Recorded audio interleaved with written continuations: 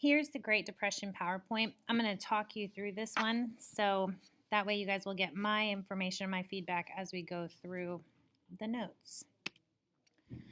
The economy of the 1920s. The 1920s was a time of economic success for a lot of people, but there were some underlying factors that kind of alluded to the fact that the economy was soon to collapse. The value of workers' wages had risen 40% since the beginning of World War I. The stock market was continuing to boom. Unemployment was at an unprecedented low, below 4%. Union membership declined, which showed that people were content with their jobs. Typically, when people are discontent with their working environment, they're going to join a union. And employers were providing more benefits. This was called welfare capitalism. This would allow workers to get benefits such as vacations, health care, and workmen's compensation. There were signs of economic trouble during the 1920s. The top 5% of our population earned about 30% of the nation's income. That's a huge unequal distribution of wealth, which is a sign of economic distress. 80% of families had no savings, so only 2 in 10 families had the ability to make up for an emergency financially. That's something that we need to pay attention to, because if they were to foreclose on a loan, they wouldn't have any reserves to make ends meet. Personal debt increased, and they also borrowed money. People were using credit like never before, and if anything were to happen financially, they wouldn't be able to pay those debts back, and that could be crippling for many families. Speculation on stock was also high. To speculate on stock, it was also called buying on the margin.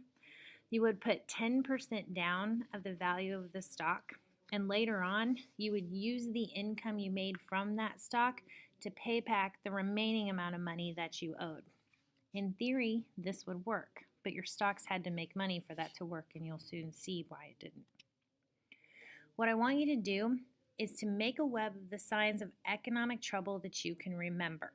Feel free to click back through the PowerPoint at your time, but I want you to have a really good understanding of what's wrong with the economy. Moving ahead, the market crash severely weakened the nation's banks in 2 ways. First of all, by 1929, banks had loaned nearly $6 billion to stock speculators. Those were loans that needed to be paid back so that the banks could be financially secure. Many banks had invested the depositors' money in the stock market themselves, hoping that high returns would help them make money. Banks are not a charity organization. They want to make money as well. And so when people would deposit their money, the banks would turn around and invest that, hoping to make money off of that deposit. People couldn't afford to buy the goods that were being produced. Overproduction was a huge issue during the 1920s. Often this is overshadowed by all of the cultural revelations that were occurring, but the economy was struggling. Poor economic indicators like the automobile industry, people were buying fewer automobiles, and housing construction fell. Typically, when the economy is doing well and Americans are doing well, they buy cars and they buy houses. Farmers were already in economic trouble after World War I. At the end of World War I, the government stopped immediately paying for farmers' surpluses, but those farmers depended on production to be able to make ends meet, so they were not slowing their production. Finally, factory workers were still poor. There were a lot of individuals who were succeeding during the 1920s, but factory workers were not that group. The roots of the Depression were entangled in the 20s. Most people believe that overproduction was a key cause of the Great Depression, and many people didn't make enough money to keep buying up all of the goods that were being made available during this time. In 1929, the stock market reached an all-time high, and in September of 1929 is when the stock market crash played out. On October 23rd, prices dropped about 21 points an hour, which is a significant drop. People sat back, watched this happen, and by the end of the day, there was a lot of concern about the stock market. The next day, on October 24th, also called Black Thursday, investors began to sell their stocks at significant losses, hoping to avoid losing their entire investment. This is going to flood the stock market, causing all stock prices to drop. You guys understand the supply and demand. When the supply is high, the price is going to be low. What happened on Friday is investors pooled their money to buy up all of those extra stocks. People think JP Morgan was a monster and a robber baron, but he spent quite a bit of his own money to buy up those extra stocks to try to raise the price and stabilize the market. Didn't work. Over the weekend, everybody kind of speculated about what would happen, and on Monday, people began to sell, prices began to fall. On Tuesday, Black Tuesday, considered the great crash, is when everybody just dumped their stocks into the stock market. There were so many stocks laying on the floor of the stock market, they were completely invaluable. So at this point, people are losing hundreds, if not thousands, if not millions of dollars in the stock market. Definitely a huge impact on our economy. Here's a graphic of what stock prices look like during the 1920s. You can see they're pretty low in 1920, but then there is a gradual rise up until 1929. That's when you're going to have the stock market crash, and from that point forward, the stocks are going to continue to drop significantly. When you see a huge difference between the annual high and the annual low, that's a sign of economic distress because you shouldn't have that huge swing in the prices of a stock. You do want to see the low and the high kind of gradually going up together. But in 1929, there's a huge difference between those two. So what did the Federal Reserve do to perpetuate this? Well, instead of raising interest rates to curb excessive speculation to stop people from getting loans, they actually kept them very low. So people felt like the stock market was doing fine. The economy is trucking along. It's okay to take out a loan because I will be able to pay it back later. Also, after the stock market crashed, they kept interest rates low. Okay? That was not very good. Many investors lost everything. Out of the population, 4 million out of a population of 120 million had invested in the stock market. That's a pretty significant amount of money that was going to be lost. By 1925, we had 25% unemployment in the United States, largest it's ever been. Many people went to their local bank to withdraw their savings to help thwart what they had lost in the stock market. But like I said before, those banks had invested those deposits in the stock market. And like we know now, all of that money was gone. So banks had to close down and people were without their savings. Other businesses started to close because people couldn't afford to buy their goods. So you see this chain effect occurring throughout the United States in our economy. People lost their money. They're no longer able to acquire new money. They're losing their jobs because businesses aren't working. And so you're seeing the economy slow to a near standstill. Farm prices dropped because banks closed because of the loans. Farmers couldn't afford to pay their loans in the 20s, and they're not going to be able to pay their loans in the 30s. A lot of people lost their homes and their savings due to this. This is going to have a worldwide effect. The United States had been helping Germany pay their reparations to France and Britain. This was a very delicate interbalance between the United States and European economies. When the United States was no longer able to give Germany assistance, Germany couldn't pay their reparations to France and Britain. France and Britain needed that money to stimulate their economy. When their economy started to slow down, they couldn't afford to buy American goods. And so you see that interconnectedness causing the Depression to spiral out of control. Some of the effects of the Depression: increased homelessness. Urban families were crowding into small apartments. And as you know, if you put a whole bunch of people in a very small place, that's going to cause disease to spread, dirty, unsafe living conditions. Men felt a sense of failure, and the suicide rate increased during the Great Depression. There was still a sense of pride in being able to provide for your family, and when men couldn't do that, oftentimes they would leave and just leave their family behind because they didn't want to go home and face music anymore, or they would commit suicide. Farmers lost their farms, and a lot of them traveled west. There were newer industries in the west, Southern California, a lot of orchards, large orchards were being built, and they required the use of manual labor, and farmers felt like they could get a fresh start out in the West. Competition for jobs is going to cause racial tensions to grow during the Depression. A lot of people felt like, whites were superior and should have the jobs that are available.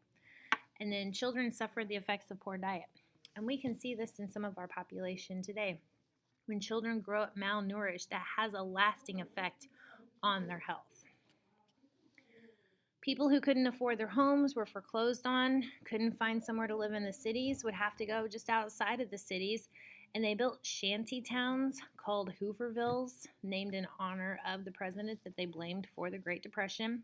These homes were incredibly unsafe, built out of just remnant materials, but it was the only place they had to go to live. So how did Hoover respond to the Great Depression? Hoover was very opposed to direct relief. One, he felt it would inflate the federal budget, which would just perpetuate what was going on. And he also felt that it reduced the people's self-respect. He understood and he believed that men wanted to provide for their family, and so he wanted to give them the opportunity to do that. He encouraged what we call volunteerism. Churches, those who are well off than others, should help each other out. Volunteer your extra dollar or two to help somebody who was in need. Churches did this, but there wasn't enough for everybody.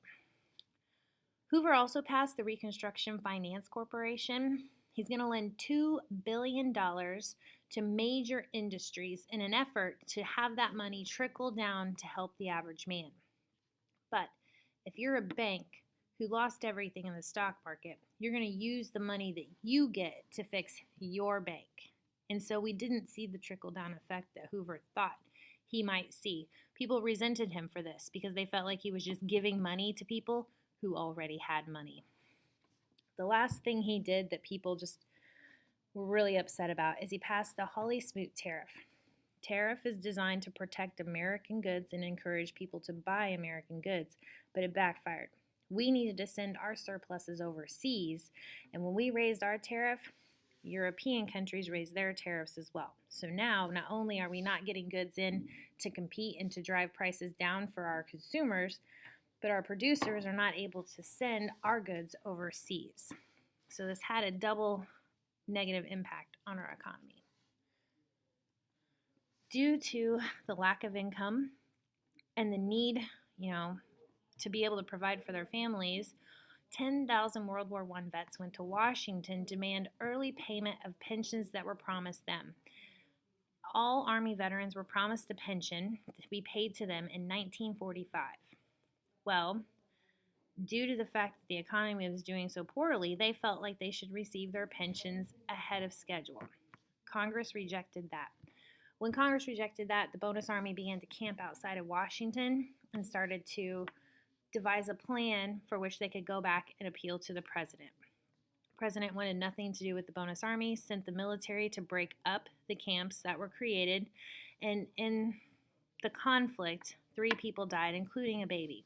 This had a very bad look on the federal government, and so the American people started to demand change. They wanted something to be done to help relieve what was being caused by the Great Depression, which was stress, poverty, and ultimately death.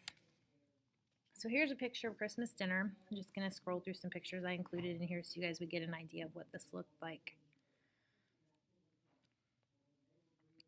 Migratory camp school. Basically, as these farmers were traveling west, they would travel in packs.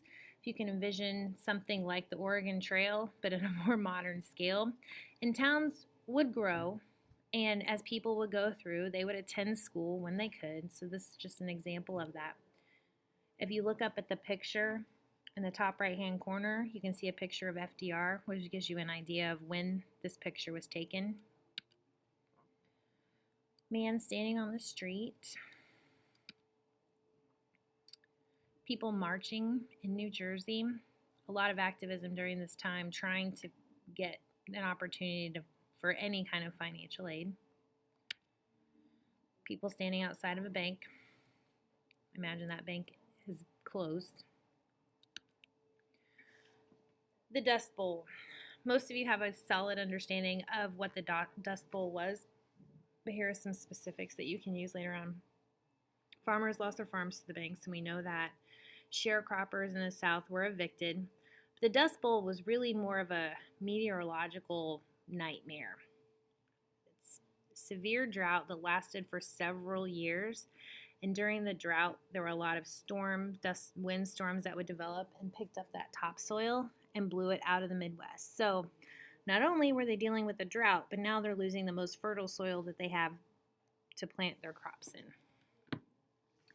Picture of an evacuation sale. A man standing in a dust storm. There are some really great documentaries out there about the Dust Bowl. One done by the History Channel actually depicts a guy who tried to recreate a Dust Bowl cabin, and they had to shut the scene down because he was inhaling too much dust and they feared for his safety. So imagine not being able to shut the dust off at all. Family during the Dust Bowl. Looks like a dust storm is just beginning and they're trying to get to shelter. One of my favorite pictures, a dust storm in Oklahoma, and you can see there toward the bottom left, there's a vehicle driving. And these pictures were quite dangerous to take. Women had to stand very still and capture that picture. And so it was quite a dangerous time, especially for photographers trying to capture the history of what was actually going on. Here's another dust storm coming in on a town.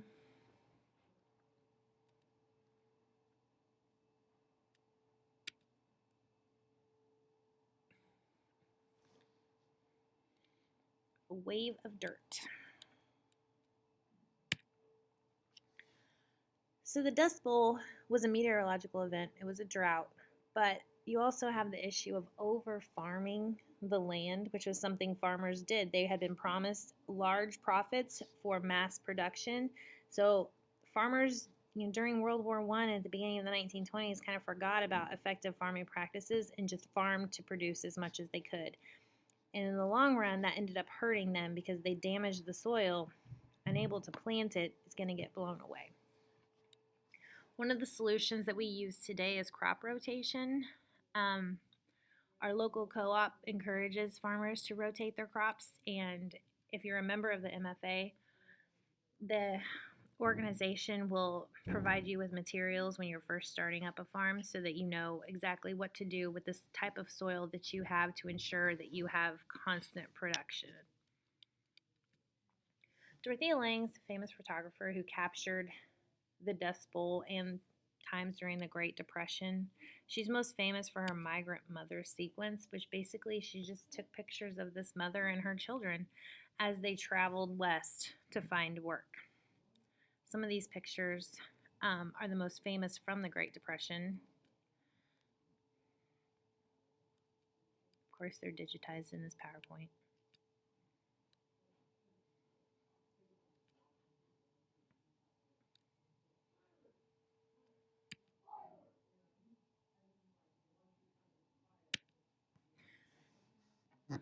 And you can see the despair with her as she's trying to provide for her and her family. How do people survive the Depression? You help people who are worse off themselves. Soup kitchens were opened by churches and local community organizations to try to help feed families who couldn't afford to feed themselves. A lot of times the men would leave the home every day like they were going to work and would stand on the street corner trying to find a job, and they would eat at the soup kitchen so they could reserve the food that they did have for their families. Comedians and politicians tried to help people the best they could. Comedians making light of the situation, helping people laugh.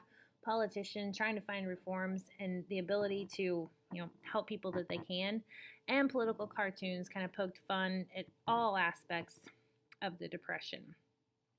There was some small support from radical groups like the Socialists who felt like we needed to redistribute income in America so that it would be more fair.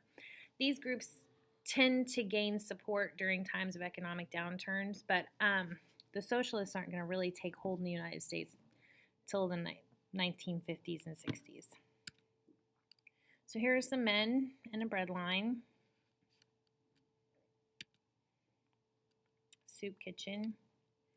And when you say soup, you're not getting New England clam chowder or Boston clam chowder, you're getting a broth that might have some meat in it, some nutrients, but it's just typically a broth, something to put in your stomach to give you a little bit of nutrients to get you through the day.